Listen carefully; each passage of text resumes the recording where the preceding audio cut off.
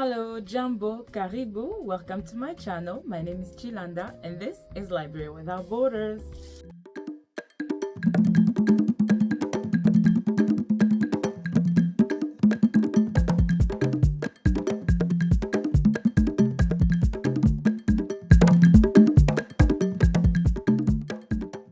Okay guys, how are you? I'm doing fantastic. Today it is officially fall. It is the 21st of September and it is officially autumn. I see a lot of booktubers talking about how fall is their favorite season. It is nice. I mean, I love the colors of fall, and it's not hot, it's not cold like winter. It's just that in between, so I love fall as well. I think it has its own beautiful aspects to it. I also know that fall is associated with the spooky season, and I will talk about that one of these days. I not too much into all that scary stuff. I participate in this sense that I let my kids wear costumes as long as it's costumes with Disney characters or those type of characters. Nothing witchy or vampire. I don't dab into that kind of stuff, and I will not get my kids, even if it's just a costume. I don't play. I come from Africa and we superstitious. I don't play with that shit. I will try to decorate with the fall theme, stuff like that, but no scary stuff. All right guys, so I have some interesting books to talk to you about. Like, these books took me on an emotional journey, and I want to say this: I shall not use the word destroyed emotionally lightly ever again, because although these books say that they're fictional books, a lot of the things and themes and subjects they touched on are actually facts, things that happened. And that's what I want to talk to you about. So far, I've read 6 books, but I will only be talking about 4 books. And these are the 4 books that I want to talk to you about. First, we'll start with Yasuke. Yasuke, the true story of the legendary African samurai. Now, the reason why I'm interested in these type of books, especially historical fiction, it's simply because as a Black person, I know I've heard a lot of Black people talk about how we want to change the narrative, like the slave narrative, because that's not what Africans or Black people are all about. That's not where history started, all of that stuff, you know what I mean? And being from Africa, especially from Congo, I've always been curious to know about our accomplishments. Where did we come from? Like, what did we do? What were we all about, during those 14th century, 15th century, 16th century? And when I fell on this book, guys, I was like, I want to hear about an African samurai. Like, that is a story I would have never, ever imagined that could have been, that could have existed. So let me tell you a little bit about it. Now, this book, it's thick enough, okay? But it's heavy. Like, it's heavy on war. And you can just imagine during that time, it was a time where, people were conquering people, and travels and slaves and all of that stuff, okay? But in the midst of all of that, like I said, I want to talk to you about Yasuke. Now, I'm going to read just to give you a little bit of the summary of the book that I read. It is a tale of an unlikely legend, an African samurai who will travel the world as far as Japan, where his history is most prominent. Set in the 16th century, we encounter first and foremost the Jesuits, missionaries, and at the head of this religious group, we find Valignano. Now, Valignano is this we call him visitors to the Indies. This individual would be bestowed the power to go and convert the people of India, China, and finally Japan. All right, so this is at this time in the book. I'm gonna spare you a lot of details about the wars and all of that good stuff, but at this point in the history is where we meet Yasuke. So how Yasuke would come to work for Valignano is by means of war. So when Valignano went to Africa, so Yasuke would come into the employ of Valignano in Goa by means of war. Having fought for most of his life against Arabs, Hindus, Muslims, Africans, and Turks, Yasuke was only known as a soldier. and as a bodyguard to Valignano. So he became a bodyguard to Valignano because that's all he knew how to do, war, be a soldier. Yasuke will embark on a long voyage in a Portuguese boat where he befriended people of various backgrounds such as Portuguese themselves, Indians, Chinese, and several other Africans.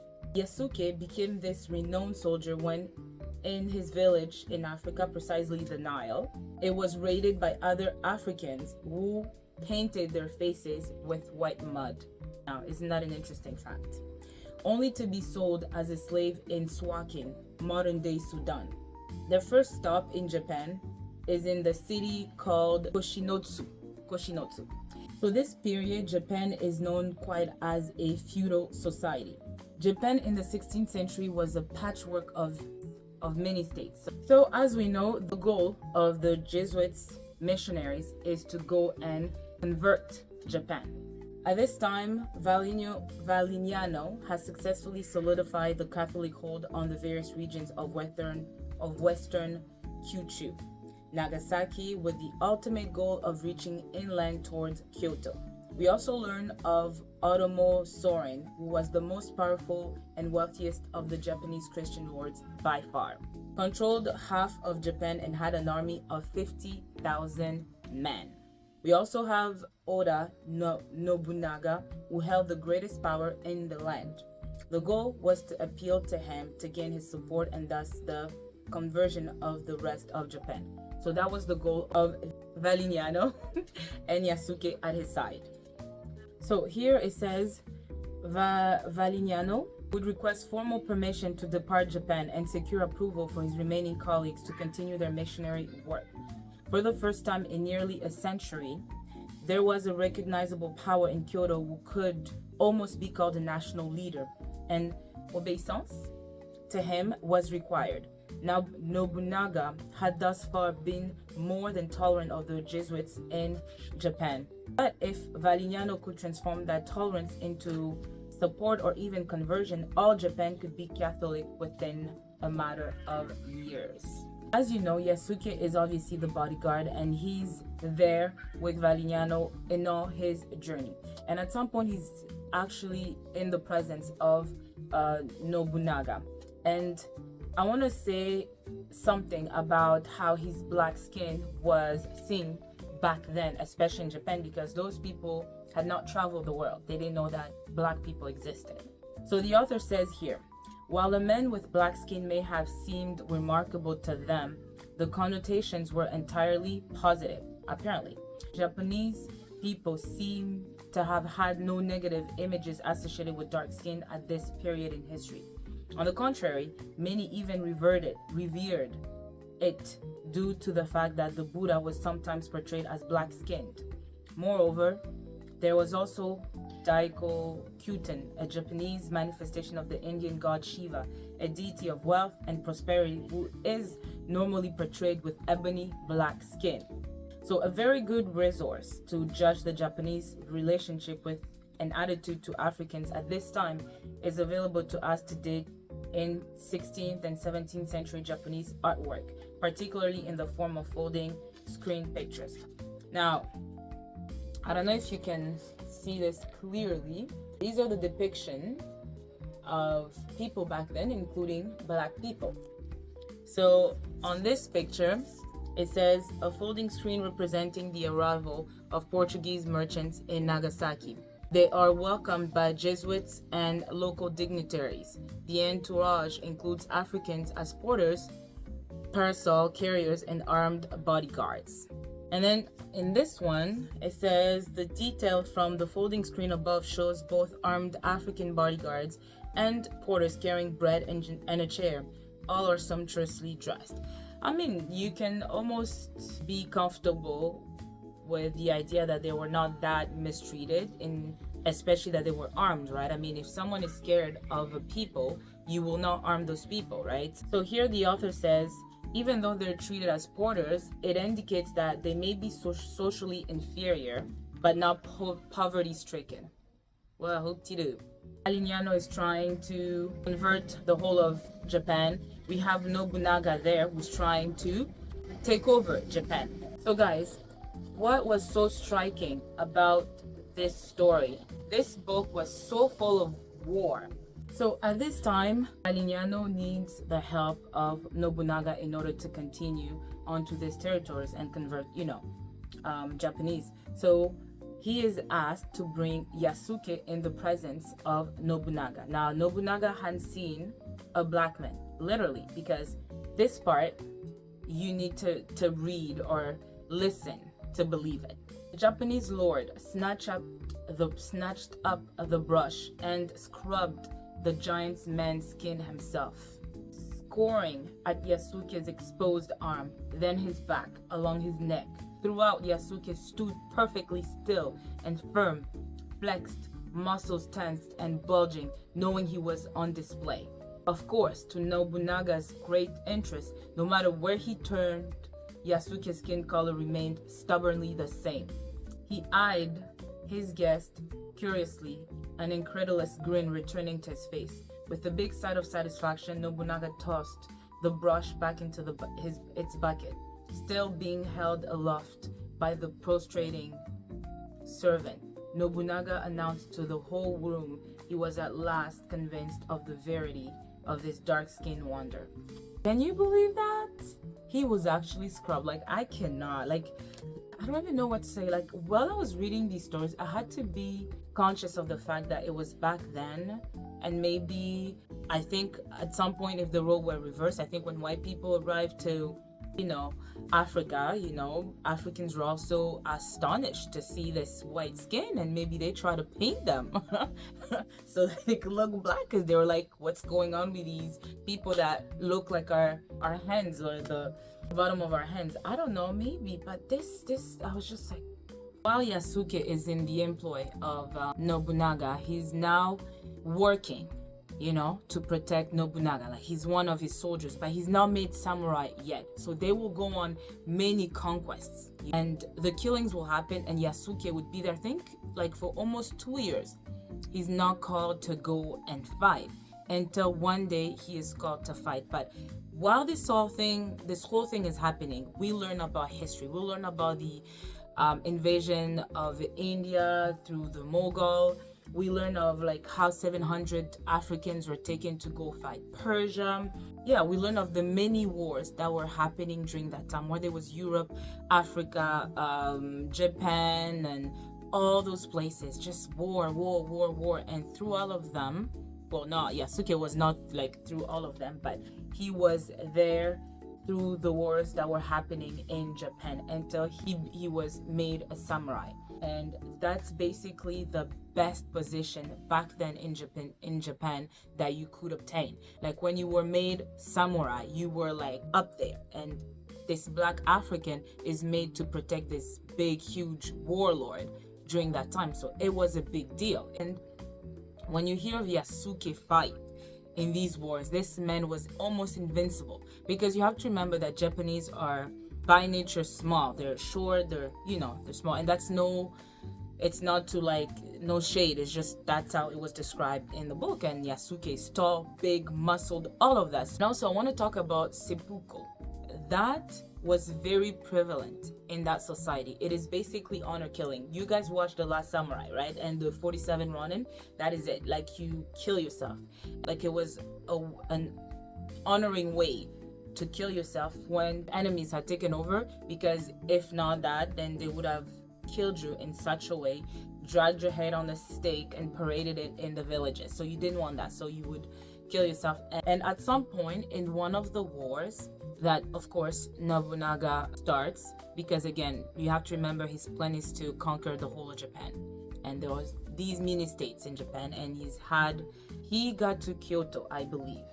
But in one of those fights, he gets and killed the enemies. And what he does, I need to read it, sorry, because oh my God. He beheaded the warlords, the lords and the chiefs of like the armies and all that. And he would put their heads on sticks for the villages to come and see. Like, literally, villagers would come and look at the heads, and it'd be there for a few days before the stench overtook the city. That's how things were done, and that's the time in which Yasuke lived. Now, Yasuke's story is just for the purpose of it being like a samurai. It's not that he was a great person. There's no moral to him. Like, he was a man under the employment of this lord. So there was no way, there was no time for them to be morally right, correct, to think that, oh, this man is killing women and children and using seppuku. No, there was no such thing. Yasuke was a soldier and he did what he had to do. For me, what is fascinating about this story is just the fact that, like I said, he was an African who became a samurai and who participated in those wars and saw all these things unfold. That's the fascinating thing about this African samurai. So now, no one, all the scholars and people who've studied Japanese story don't know what happened to Yasuke. What happened is that there was a war, like a coup d'etat.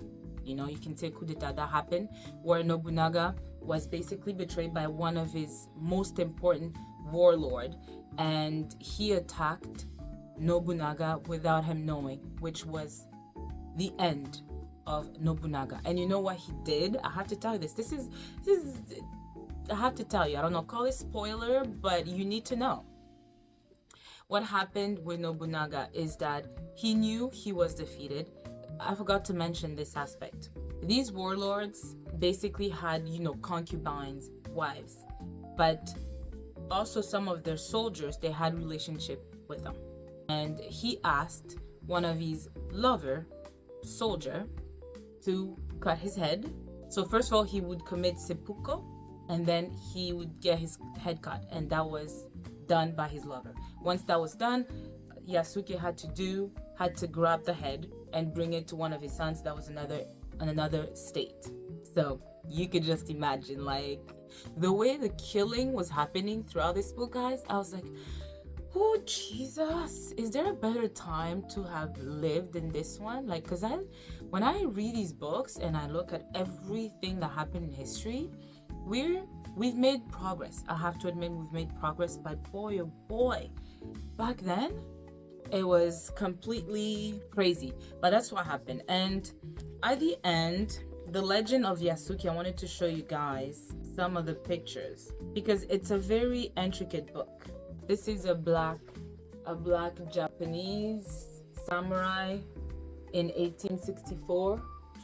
There was speculation that he could have been descendant of Yasuke because there was not a lot of black samurais back then, and you were not a samurai just like that. You have to either have been born into a samurai family or made into a samurai, and especially black samurais, we only know of Yasuke. There may have been more, but there's no history to support that. We just know of Yasuke. What I enjoyed at the end is that during the early 2000s, when his story came to be discovered, there were a lot of Japanese people who started making all these games, and you'd see this black Yasuke. You have these black Yasuke manga. So Yasuke's story made it around the world.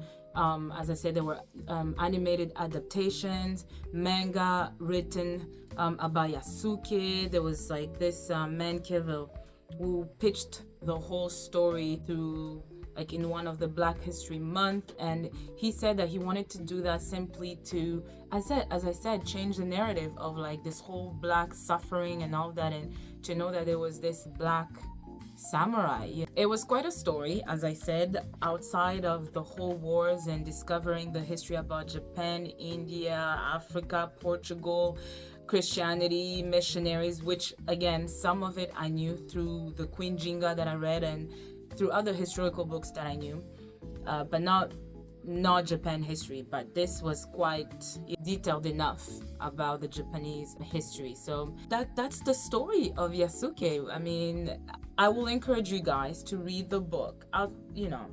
Be mindful that yes, it is heavy on those war stuff, but it's just, especially for us black people and black kids, black boys, black men, to just have that kind of narrative. It is good, it's encouraging, it's uplifting.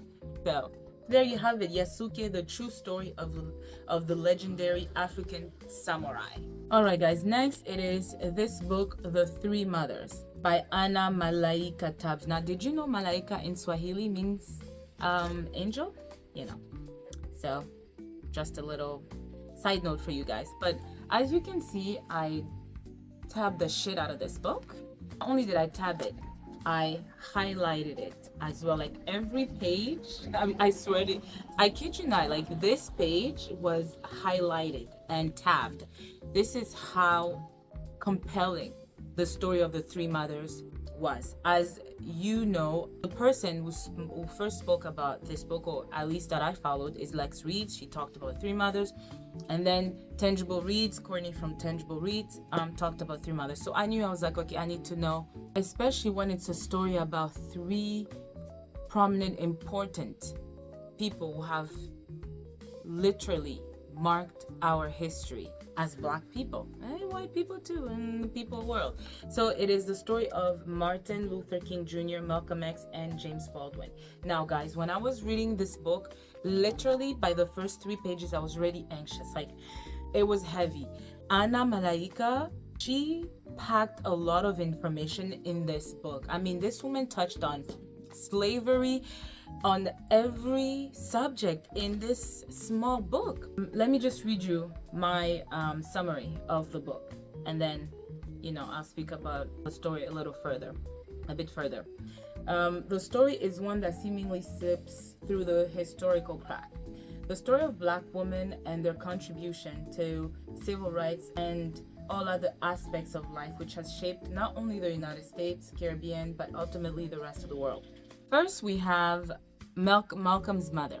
Her name is Louise. I have to look at my notes because I got confused so much, but Malcolm's mom is named Louise, and Louise is actually coming from Trinidad.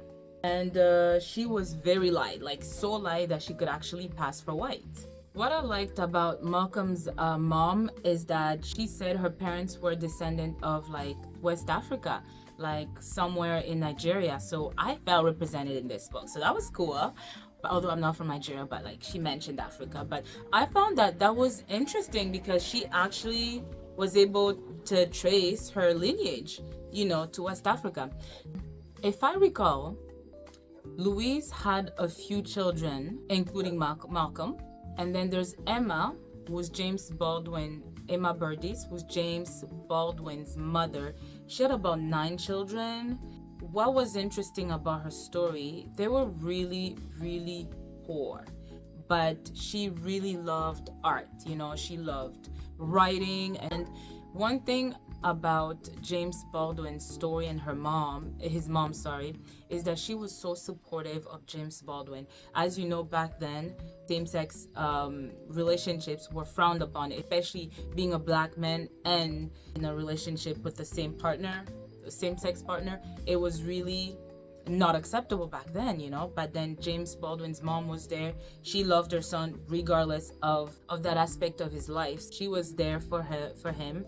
And we have Martin Luther King's mom. Alberta was Martin Luther King Jr.'s mother. And as you may know, she went through traumatic experiences. All of them. They went through the most horrific times in history. And I was reading their story. I was absolutely shaken. Like, I was crying, trying to imagine, how do you make it every day? Like, you were like gonna get killed. And I didn't know that Alberta was killed in a church. Like, that part was so heartbreaking. So Martin was dead, and one of his brother drowned, I believe. And it was also I think people suspected that it was not really a normal drowning. And then Alberta was killed. This book went through, like I said, through slavery. She spoke about that, how Black men were restricted from being educated, from reading, which made them illiterate as, you know, time went by. They went through the whole Ku Klux Klan era. They went through the Harlem Renaissance. They went through World War II, World War I. She talked about how Black people were sent to war, but as soon as they came back, they were killed because they were demanding, well, not demanding, but asking for some kind of white veterans the same benefits, and they were killed. You go defend your country and you were killed? Can you believe that?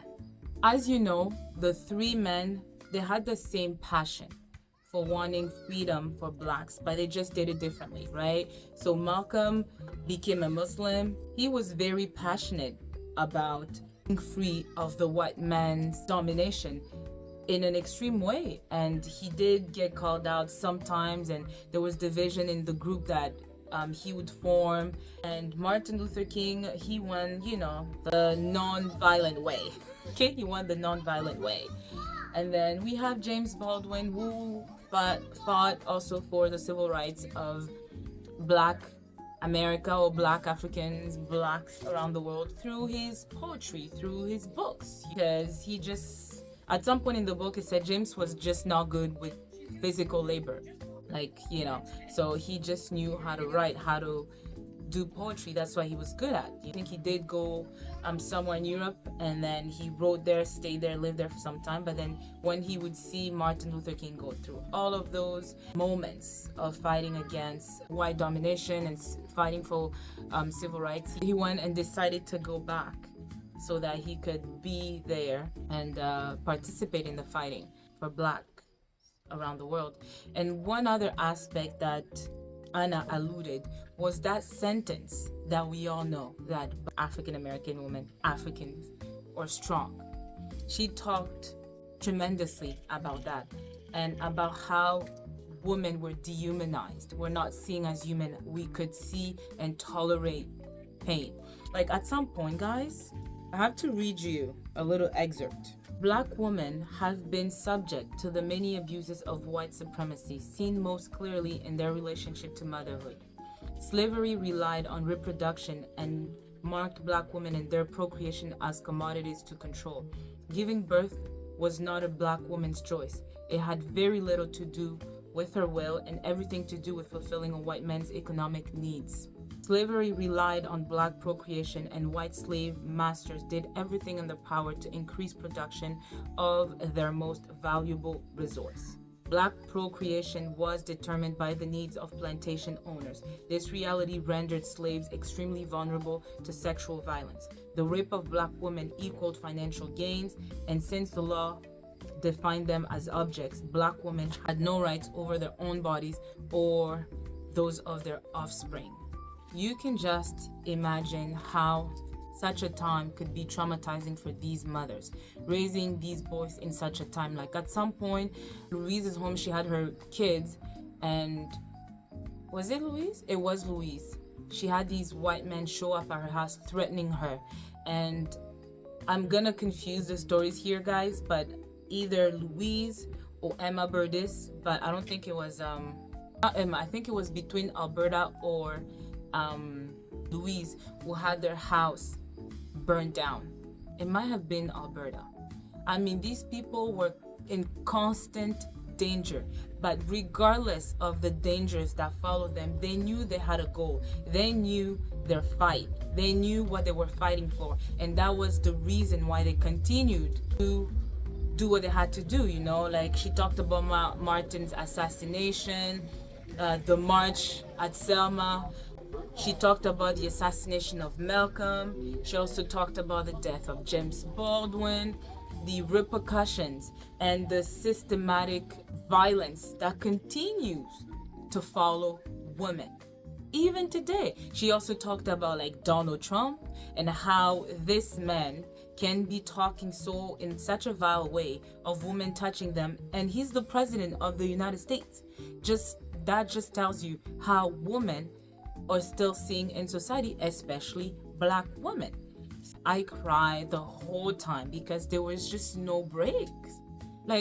From the beginning till the end, there was no breaks. But it is important to tell a story like that. As she said, we do view Martin Luther King, Malcolm, James Baldwin as these, heroes, and they are set in stone as the icons, of civil rights. They're there, we see their faces, but we can't forget the woman who raised these men. And all of them, in their biographies or whenever they give interviews, would actually give all the credits to their mothers, who raised them. And before I conclude the story of the three mothers, I want to talk about what Anna touched also on the men, especially the husbands of these women.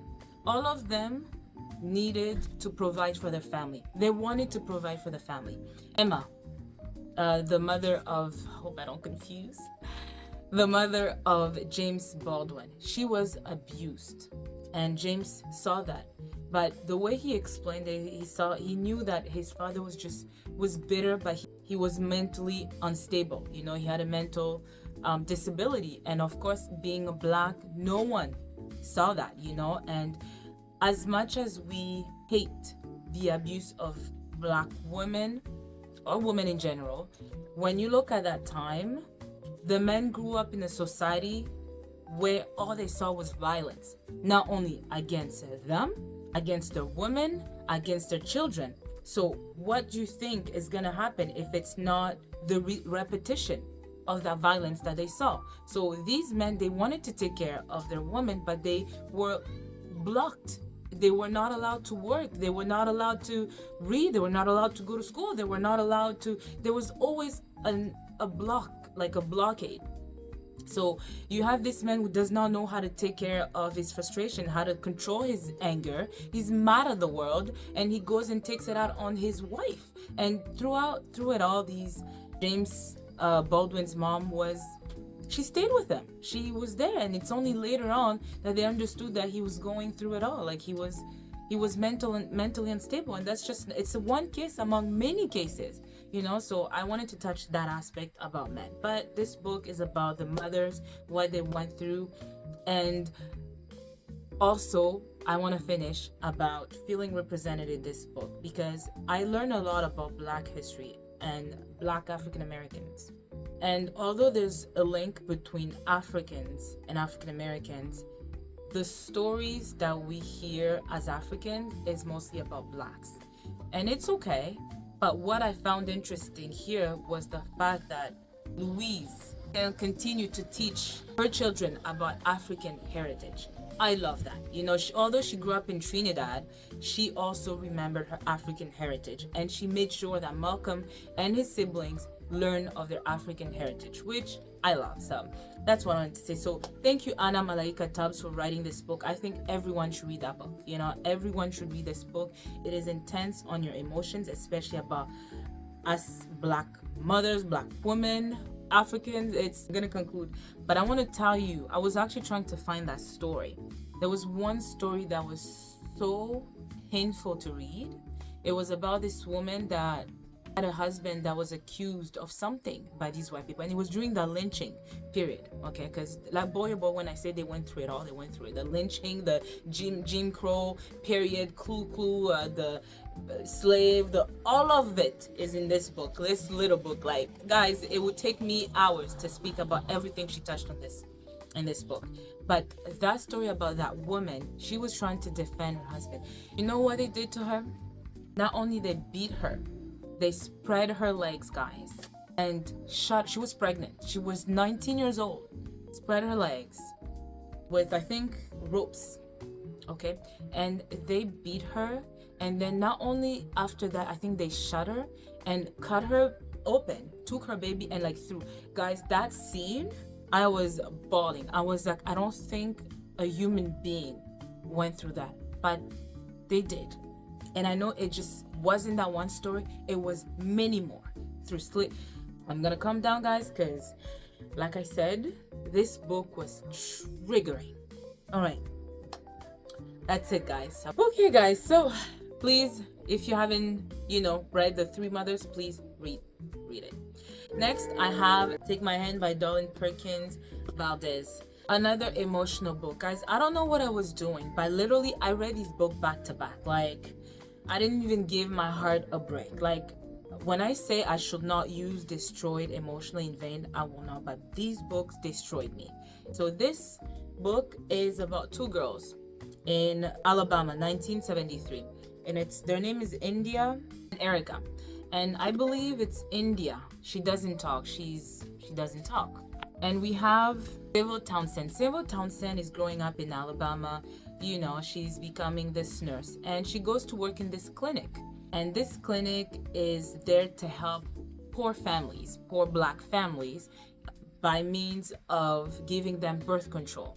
And the reasoning behind it is that they don't want these children to grow up in poverty, because these parents have enough children and they won't be able to take care of these children. So, they need to give them these birth control pills. No problem. So Sybil believes in that to a certain degree. She thinks that, morally it makes sense, because, they're trying to help out. And one day she goes to meet this family because the previous nurse quit. So she is charged to go see this family, where she meets the grandmother and she meets the father and these two children. They live in a shack of a house. Like, when I say the house is dilapidated, like, she gives them the birth control pills, and I think they're 13 and 11. They're very young, 13 and 11. But at the time, she didn't know. When she gave the 11-year-old one the pill, she didn't know that they were not even sexually active. And at some point to the story, she finally learns, and she's like outraged. She's like, why am I giving them pills when they're not sexually active? And I mean, did you see where they live? These kids don't even go to school, all of that. So she decided to take on the role of, like, savior, you could say, and decides to find a social worker for this family and move them into house that's still, like, government controlled, but, like, in better living conditions than where they were. And that's good. She's there. She helps them move there. She even helps the dad find a job, which is perfect. At some point, she decides that she's gonna take these girls off the birth control pills. They're too young, and there were not enough studies that were done on these birth control pills. So she thinks that she's gonna stop the pills just to save the girls. And at some point, she goes and does her work somewhere else. And in the story, you discover that the lady in charge at the clinic decided to show up at the house of the Williams and decided to sterilize the daughters. Boy, oh boy, that story traumatized me. They decided, because the family was illiterate, the grandmother and the dad put an X on the forms, not understanding what they were signing. And you can just imagine the traumatic experience and what unfolded from that point on. And the story is of Sybil Townsend trying to get justice for what was done. So she decided to get together with all these other nurses, decided to call other nurses within the United States to grab some facts about the pills that were used and how it was not, properly mandated, all of that stuff. And at the center of that story, we also meet the lawyer, who's a Jewish lawyer. He's white, She didn't initially like the idea of having a white lawyer represent, like, the whole white savior. And at some point they say, like, we don't need a white savior. But there's this guy, I forgot his name, but Ty. So there's Ty and Alicia. They're, like, the main characters in this story. Well, not the main, they're among the main characters. And Ty's mom, who's a prominent lawyer with her husband, decides to nominate, the white Jewish lawyer. I'll find his name and put it somewhere. And together they will go all the way to Washington, talk to these diplomats and get their case in the forefront of the world, basically. And at the same time, although she was fighting for those girls, she knew that the story would take a turn to be bigger than them, and she does win the case, but in the end, the girls are still sterile. Not to spoil the end, because this story, although fictional, the author does say that it's based on actual events. She moved out of Alabama. She became a doctor, after the whole thing calmed down. The family, the Williams, moved somewhere else to be with her family. And she never spoke to them, saw them for years. And recently, in 2016, she adopted a child. She also, by the way, Sybil never wanted to have a child. So she really took care of those two sisters like her own. So when they moved after the case was done, she kind of didn't know what to do. So she moved far away to continue her medical studies. So at some point, she's wanting to speak to them, basically to apologize, but she did all she could. Throughout the book, she is struggling with what happened with the girls, and at some point she does bear a bit of guilt, but she has to forgive herself, knowing that she did what she could do. and there was nothing else that could have been done. But at least it went higher up and something was done. You know, the judge decided that there was a wrong that was done here, and it would be more, it will be dealt with. You know, they won their case. So, and also this body talked about, again, the woman, the black woman, and having the choice to decide about her body. Like, this book also touched about it. Like, how do you decide for these women to not have kids? Like, who are you? Are you like, I was so shocked that that was done, and it was based on reality that black women went through. I don't saying I enjoy these stories is definitely not the appropriate word. I think they're stories that need to be read because it is important to know our story, our history as black people. And I'm glad I learned this story. So take my hand. I want to give credit. I saw this book on Comfy Cozy app. She had talked about this book, and I had planned to, read it for a while, so I'm glad I finally read it. Lastly, guys, it is Josephine Baker's Last Dance. Again, one of those books. Oh my God. I'm not sure if you guys are familiar with Josephine Baker, but she was born in Missouri in poverty, obviously, in 1906. Can you believe it? And her story is spectacular. I'm gonna try to keep it short.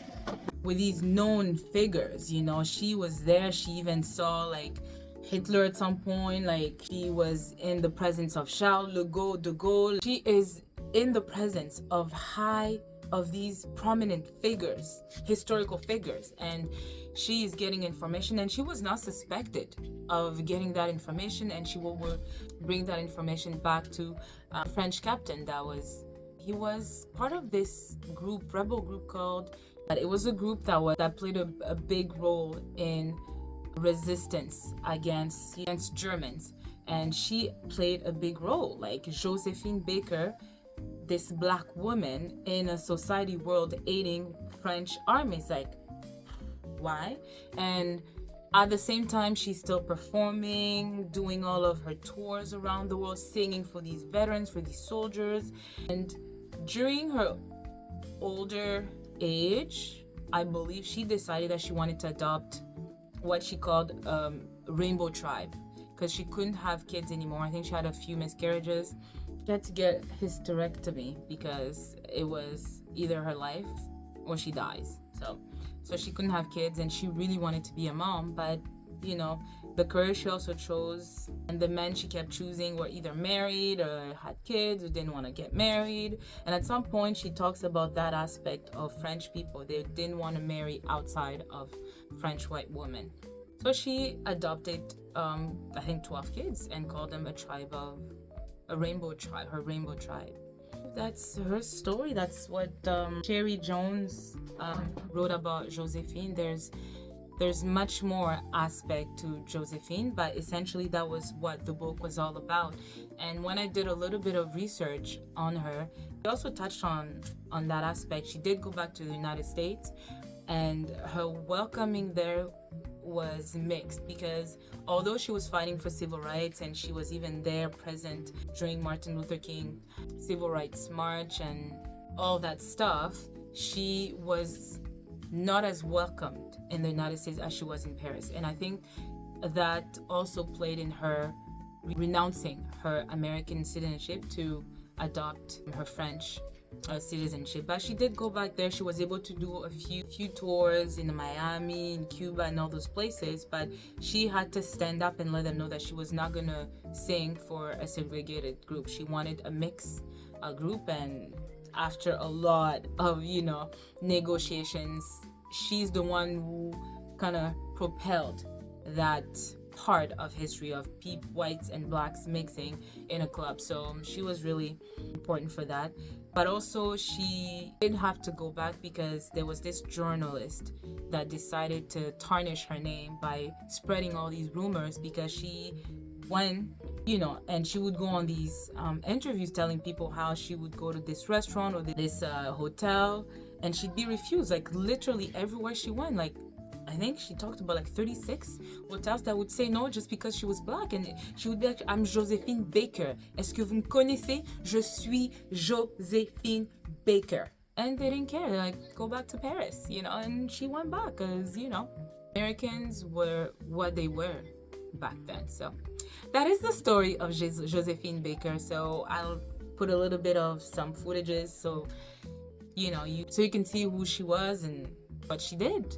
Oh, by the way, before I conclude, the French people decided to honor her by putting her in the Pantheon. She is the 6th woman and first black to be put in Pantheon. It took place in the City of Lights today. Artist, activist, and spy Josephine Baker received one of the highest honors in France. Tonight, a historic moment in Paris. 46 years after her death, Josephine Baker's voice echoes through the city, posthumously receiving one of France's highest honors. Being added to the Pantheon is reserved for France's national heroes, and Baker is the first person born in the U.S. to be interred there. Baker was a star of the silver screen in Europe, a dancer, and civil rights activist. But secretly, she was a spy for the French resistance during World War II, performing across Nazi-occupied Europe, hiding messages on her music sheets, and sharing them with the British. So that's Josephine Baker's Last Dance by Sherry Jones. It's a great novel, very interesting, heavy as well, but other than that, very interesting. So if you haven't picked it up, I hope you will pick it up. Beautiful story. Okay guys, this is where I end my video. I know it's a bit long, but these books were so thick that even though I tried to cram as much information into this review, I have now said everything that can be said. So I hope you will pick this book and read them for yourself. So in terms of rating these books, so first, Yasuke, as I said, it's a historical fiction book, and I will put it on like 4 out of 5, you know, because again, it's African. I love the way it was written, so 4 out of 5. And then The Three Mothers, 4.9 out of 5, because the way Anna Malaika touched on everything in that small book, it was the way she wrote the book with such poise, with such heart, with 4.9 out of 5. And then Take My Hand, 4 out of 5. Very emotional story, very poignant story, so 4 out of 5. And Josephine Baker's Last Dance, for everything she accomplished and the way the story was written, I understood this woman through the way the author portrayed her and the way she wrote this story. It was very lyrical, it was beautiful. I love the story, so I will say, let's just say 4 out of 5. Those are my rating for these books. So on this note, guys, I hope you enjoyed this video and that you will join me for my next videos. So don't forget to like, subscribe, and comment and share, and the notification bell. All right, so bye, ciao.